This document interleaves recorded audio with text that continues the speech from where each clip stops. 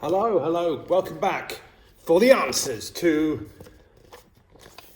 capital letters. So, yes, Eli, if it is indeed Eli, not Ellie or some other variant. Ellie, Eli, whoever that person is, they're the ones that use capitals correctly. Kim, foolish Kim, has thrown a capital B onto birds. Then draw lines to match the words with the correct label. Mountain. No. Water. No. Emily. The name of my partner, one of my children. Definitely needs a capital, I'd say. England. Yes. Capital for England, please. Bottle. No. And Monday. Yes. And then rewrite each sentence. Number 3. Next week I'm going to France. It's quite cruel to make us write that out. I remember holidays. One day we'll have holidays again, I hope. Next week, next needs capital, I need a capital, and France needs a capital. And let's visit Mike on Sunday. Again, I remember being able to go and see people called Mike on Sundays. Let's needs a capital, Mike needs a capital, and Sunday needs a capital. Hopefully that was so easy. You just did it in your sleep with your eyes closed. Challenge. This week, what we would have been doing...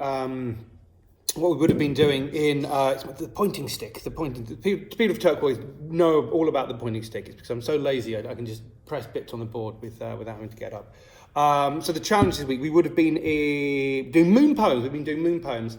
Now, if all goes well, I hope to get a supplementary video up with some, or PowerPoint, I'm not quite sure yet, with some nice examples of moon poetry for you to have a look at. I think everyone has been exposed to acrostic poetry before, and I think if you did do acrostic poem, I know one or two you did acrostic poems last Friday. I think I recommended just doing a single word for each of the letters. If you want to do an acrostic poem this time, make sure it's a whole sentence for each one. You could do a moon poem that's full of similes. I think we have covered similes briefly, and that's when something is as something as a something.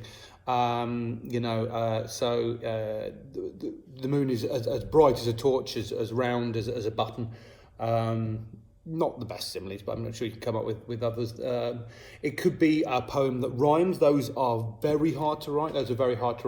Often you need to work out what the words that you're going to use to rhyme are, and then write sentences backwards from those.